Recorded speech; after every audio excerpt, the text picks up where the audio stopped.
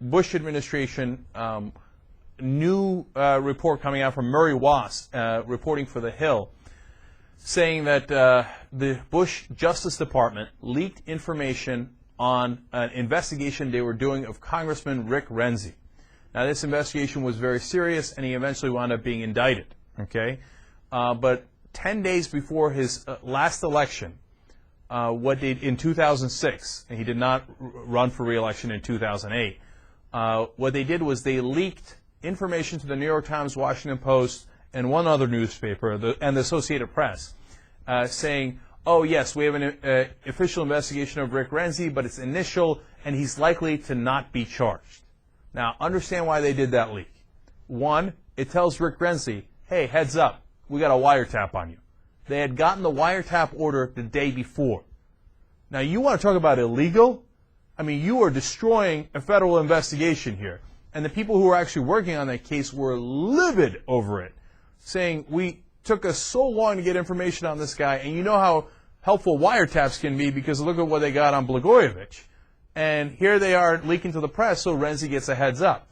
Number two, it allows you to paint the picture in the way that you like. It's an old car roast strategy. If there's going to be stuff that's damaging against you, you leak it first, but you leak it in a way that's favorable to you. And so they said, oh, he's likely not to be charged, and it might even, it left the impression that it was a political investigation. So then Renzi winds up winning re-election by a razor-thin margin. Okay? So it helps him in two different ways. In fact, that was not true. The investigation was not in its initial stages. It was really deep into the investigation, and the charges were very serious and very likely to happen.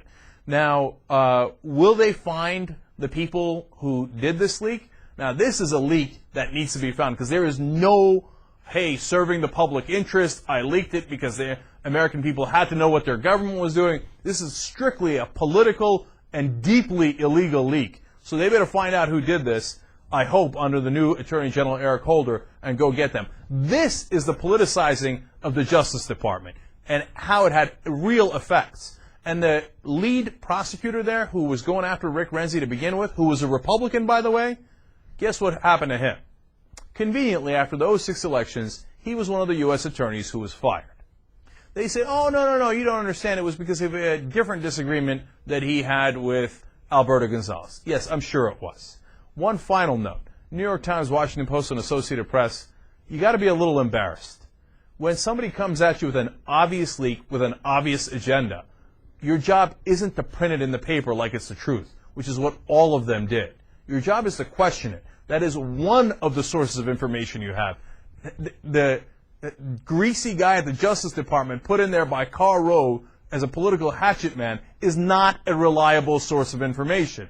They all printed it unquestioningly, and it 100% helped Rick Renzi and the Republicans do exactly what they wanted. That was a terrible piece of journalism by all three in that case.